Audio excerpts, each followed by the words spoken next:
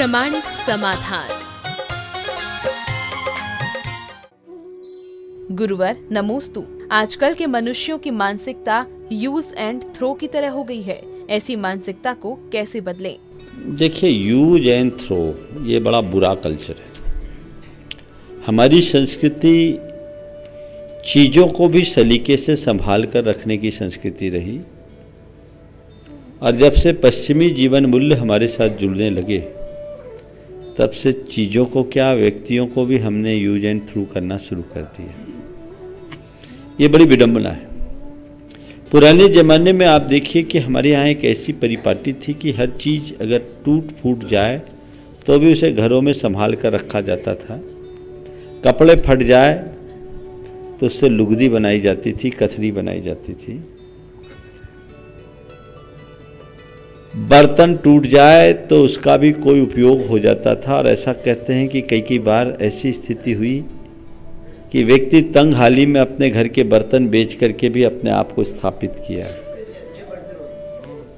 ये वो युग था जब हमारे यहाँ स्थायित्व था। ये भारत की संस्कृति थी। पंजाब के राजा महाराजा रणजीत सिंह के पास एक चीन का व्यापारी आया, एक बहुत बेशकीमती झूमर लेकर आया था। कांच का झूमर था। झूमर बहुत सुंदर और कीमती था। उनके राज्य में कोई लिया नहीं। रणजीत सिंह के पास जब वो सौदा पहुंचा, उन्होंने भी लेने से इनकार कर दिया।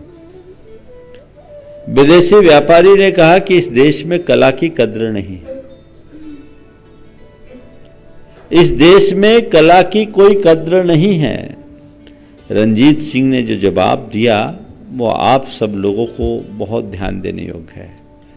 बोले, हम हमारे देश में उसी कला को कला मानते हैं जो कालजयी होती है, और हम उसकी कद्र करते हैं। हम उसी कला को कला मानते हैं जो कालजयी होती है, और हम उसका तहे दिल से कद्र कहते हैं। तुम इस कांच के झूमर को लेकर आए हो, इसके मूल्य से दूना मूल्य मैं तुम्हें देने को तैयार हूँ, पर तुम इसकी उम्र बता दो। इसे ऊपर से नीचे पटकते ही इसकी उम्र खत्म हो जाए। यदि तुम्हें लाना है तो इतने ही वजन का सोने का झूमर ले आओ, मैं लेने के लिए तैयार हूँ। हम अपने देश के गरीबों का ऐसा व्यर्थ नहीं करेंगे। ये एक सोच थी। आजकल सब चीज़ें खत्म हो गई, एकदम कांच युग, और अब तो प्लास्टिक युग आ गया है। ये एक बहुत बड़े परिवर्तन की तरफ जा रहे हैं। चलिए, कदाचित चीज़ों के साथ आप ऐसा करो तो मैं आपके साथ उतनी असहमति नहीं रखता, लेकिन अब तो चीज़ों की तरह लोगों के साथ ट्रीट करने लगे हैं, और लोगों के साथ भी आम लोगों के लिए करें तो भी थोड़ा सोचूं। अब तो अपने माँ बाप को भी यूज एंड थ्रू करने लगे हैं, और माँ बाप ही नहीं, अब तो तुम लोग इतने होशियार हो गए कि गुरुओं को भी यूज एंड थ्रो करने लगे हैं। ये जो सोच है महाविकृत सोच है। ये मनुष्य के स्वार्थी, अनुदार और संकीर्ण मनोवृत्ति का द्योतक है। मनुष्य को चाहिए कि इससे ऊपर उठे, अन्यथा इसके परिणाम बहुत विघातक हैं। आने वाले दिनों में उसे महान दुख का पात्र बनना पड़ेगा। इसलिए इसकी तरफ अपनी दृष्टि होनी चाहिए, इन सब से बचना चाहिए। मैंने बहुत पहले कुछ पंक्तियां आपको सुना रहा हूँ। काली कुरूप निरर्थक पड़ी सी दिया सलाई की एक सीख, जलते दीप के प्रकाश में मैंने देखा। काली कुरूप निरर्थक पड़ी सी दिया सलाई की एक सीख, जलते दीप के प्रकाश में मैंने देखा।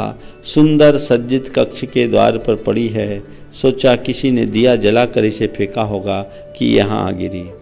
सोचा किसी ने दिया जलाकर इसे फेंका होगा कि यहाँ आ गिरी। मैंने उसे उठाया कि एक मध्यम पर बेदती सी कराह मेरे कानों में पड़ी। मैंने पूछा, क्यों, क्या बात है? क्यों, क्या बात है? बात कुछ नहीं, इस भुवन में सौंदर्य और उपयोगिता के लिए स्थान है।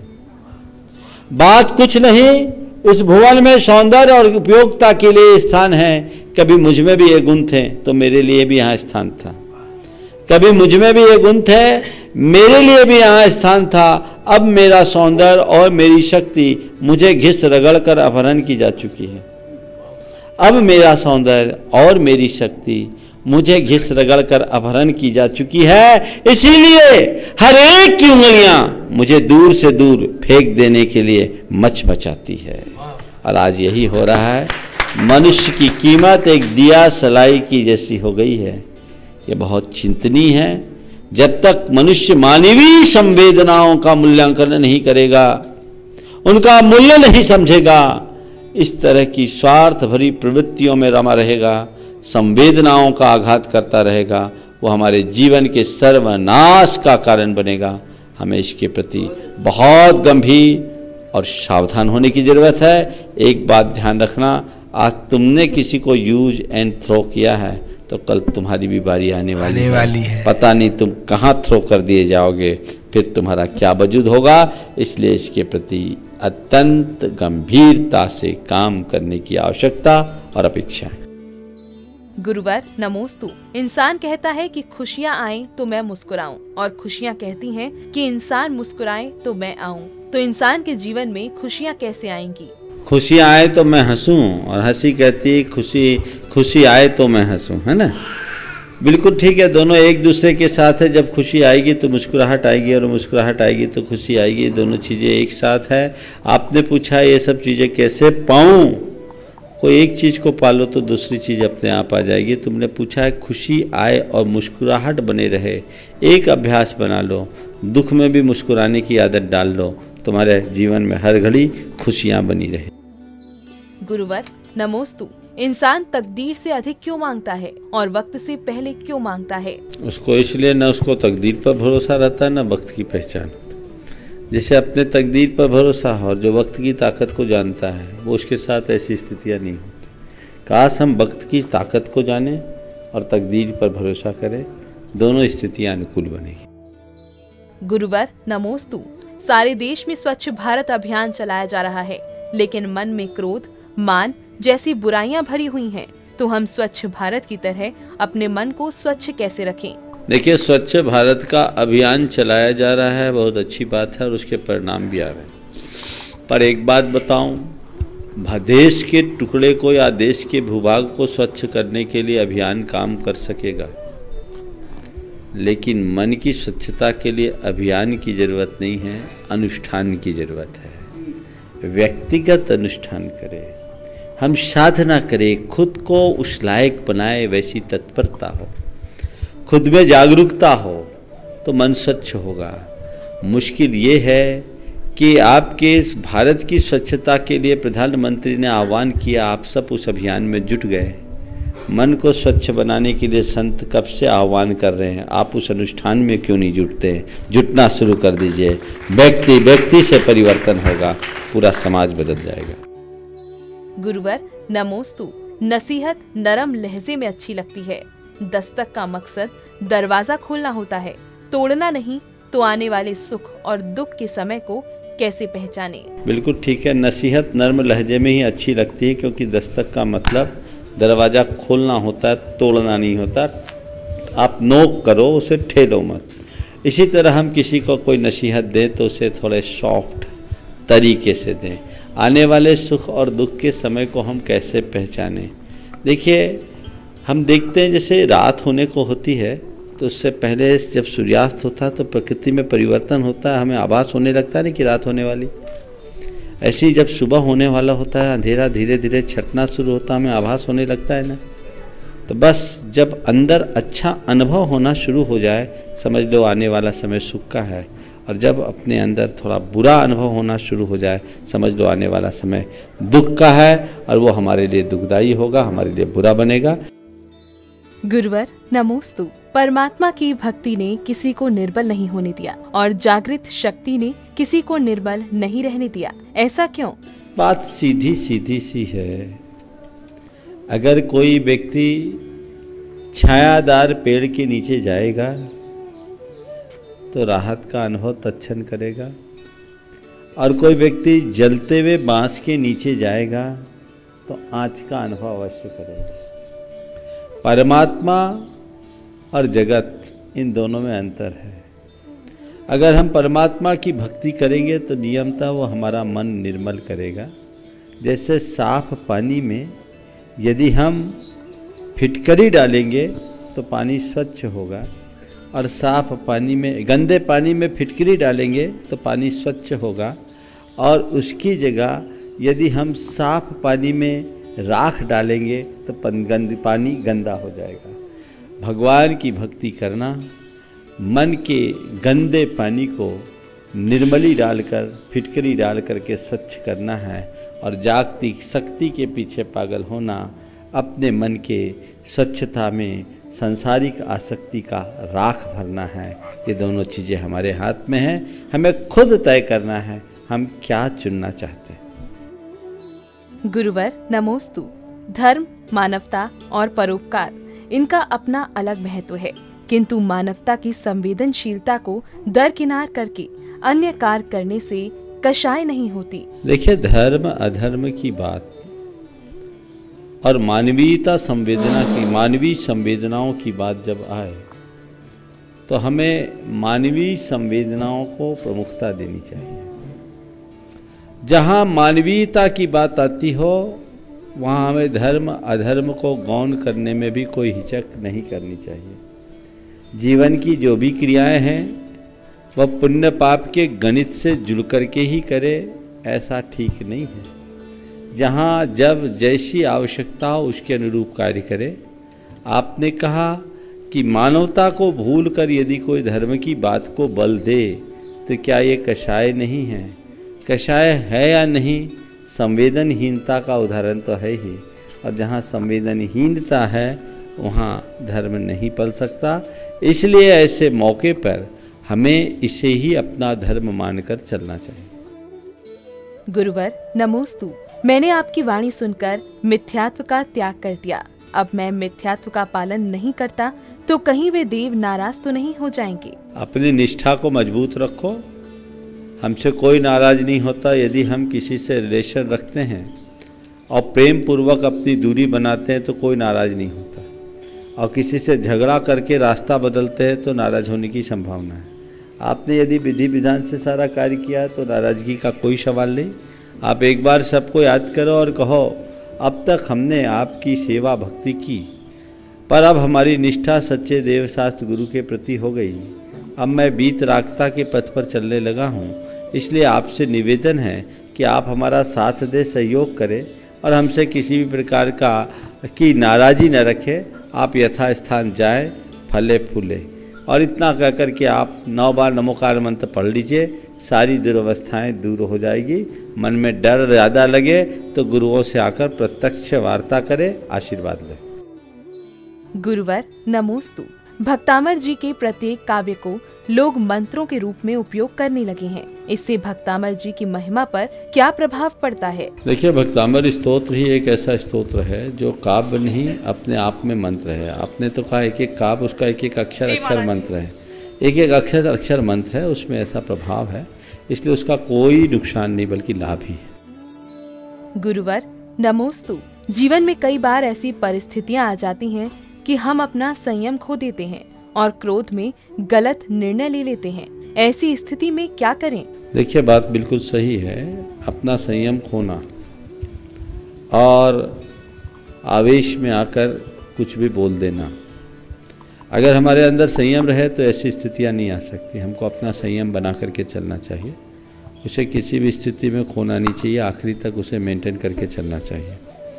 आपने पूछा ऐसी स्थिति में हम क्या करें, तो जब हम स्वस्थ रहें तब अपने मन में ऐसे संस्कार डालें कि मुझे जल्दी में कोई डिसीजन नहीं लेना, मुझे आवेश में नहीं विवेक से काम करना है, विपरीत परिस्थितियों में मुझे शांत रहना है, मुझे संयम रखना है। इस प्रकार का पाठ अगर आप पढ़ते रहें और अपने मन में इस तरह की फीलिंग देते रहें तो जब कभी भी ऐसी स्थिति आएगी आपका मन संभलेगा। इसके बावजूद यदि ऐसा हो जाए तो जब मन स्वस्थ हो, जिसके साथ आपने संयम खोया उससे क्षमा मांगे। अकेले में अपने मन को बोले कि अरे मैंने ये किया, गलत किया, अपने मन को धिक्कारे, भगवान से प्रार्थना करे, हे भगवान मुझे क्षमा करे। उस व्यक्ति को भी परोक्ष रूप से क्षमा करते हुए क्षमा मांगे और मन ही मन संकल्प ले, अब जब कभी भी ऐसी सिचुएशन आएगी तो मैं अपने इमोशंस पर कंट्रोल करूँगा।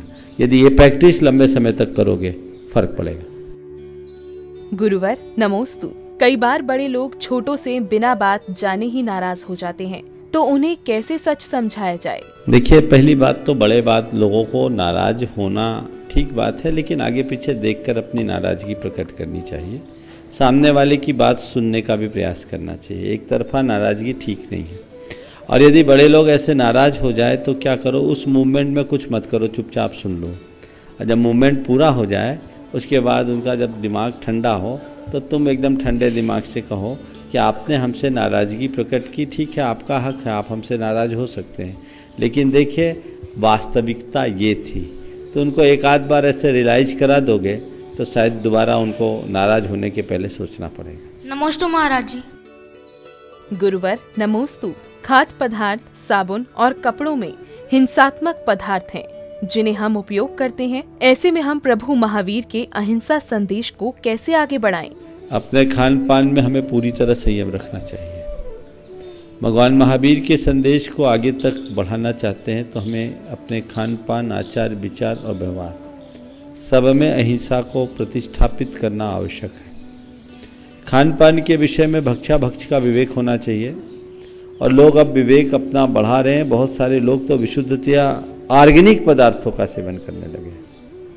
ये उनकी बड़ी सूक्ष्म दृष्टि का उदाहरण है। यदि मनुष्य के मन में हो तो ये काम हो सकता है। भारत से बाहर जो लोग वीगन लोग हैं वे अपने खान पान में कितना संयम रख रहे हैं। तो यदि लोगों के अंदर निष्ठा हो तो ऐसी कोई बात नहीं कि व्यक्ति उसका निर्वाह न कर सके, उसका पालन न कर सके। इसी तरह अन्य चीज़ों में भी हमें ध्यान रखना चाहिए। साबुन आदि के भी विकल्प दूसरे आ गए जिसमें चर्बी रहित साबुन है। बहुत सारे साबुन हैं, मुझे नाम तो स्मरण में नहीं है, लेकिन बहुत सारी कंपनियां हैं। जहाँ तक पतंजलि की जितनी भी साबुन है उसमें बोलते हैं चर्बी का प्रयोग नहीं होता। आप पता करके जिनमें इन सब चीज़ों का प्रयोग है आप उनका प्रयोग करना बंद कर दीजिए। आप उन्हीं चीज़ों का इस्तेमाल कीजिए जो पूरी तरह निर्बद्ध हो, अहिंसक हो। वस्त्रों के विषय में तो आचार्य गुरुदेव ने एक बहुत बड़ी अलख जगाई। आज ये जो हथकरघा का कार्यक्रम चल रहा है, आज इतने गुणवत्तापूर्ण वस्त्र हैं। मैं तो आप सबसे कहूँगा, ये लोग लेकर के भी आए हैं, कल यहाँ स्टॉल लगाएंगे, शायद कल लगाएंगे ना। बहुत गुणवत्तापूर्ण वस्त्र और जिसकी पूरे विश्व में बड़ी तेज़ी से मांग बढ़ रही है। एक जागरूकता होनी चाहिए। गुरुदेव की ये बड़ी दूरदर्शी दृष्टि का उदाहरण है और लोगों को संकल्प लेना चाहिए कि जब मेरे पास अच्छे विकल्प उपलब्ध हैं तो हम हिंसा का रास्ता आखिरकार क्यों चुने, उस रास्ते को विराम दें और शुद्ध और सही रास्ते को चुने। हमारे पास विकल्प है जो स्तर के युक्त मान स्तरीय वस्त्र अगर उपलब्ध होते हैं और अच्छे से अच्छे डिजाइन के और उसमें और विकास करने की संभावनाएं भी हैं तो हमें उन्हें प्रमुखता देनी चाहिए। हिंसा से हर अर्थ में बचने की कोशिश करनी चाहिए, तभी हम भगवान महावीर के प्रति अपनी सही विनयाजलि अर्पित कर सकेंगे। गुरुवर नमोस्तु। जो नई पांडुक शिला बनाई जाती है उसका उपयोग कितने समय के अंदर कर लेना चाहिए? क्या इसका कोई नियम है? देखिए, कोई भी बाजार से सामग्री लाए। मुझसे आज किसी ने कहा कि महाराज जी एक जगह पांडुक शिला आई है और नई पांडुक शिला बनकर आई, कह दिया 40 दिन बाद उसका उपयोग करना। ऐसा कोई शास्त्रीय आधार नहीं है। आज लेकर आए और अभी उसकी शुद्धि करके तुरंत उस पर भगवान का अभिषेक किया जा सकता है। जड़ वस्तुओं में ऐसे कोई सूतक पातक थोड़ी है। 40 दिन का कौन सा डर रहा है? जिन लोगों ने भी ऐसा कहा वो उनकी मनगढ़ंत कहानी है और ऐसे लोगों की बातों पर भरोसा नहीं करना चाहिए। मैं तो ये सुझाव दूंगा कि अगर किसी नगर में ऐसा हुआ है तो कल भगवान महावीर की जयंती है, जन्म कल्याणक का दिन है, कल ही उस पांडुक शिला की शुरुआत करनी चाहिए। बस उसका शास्त्रीय विधान ये है कि उसकी शुद्धि हो, समझ गए?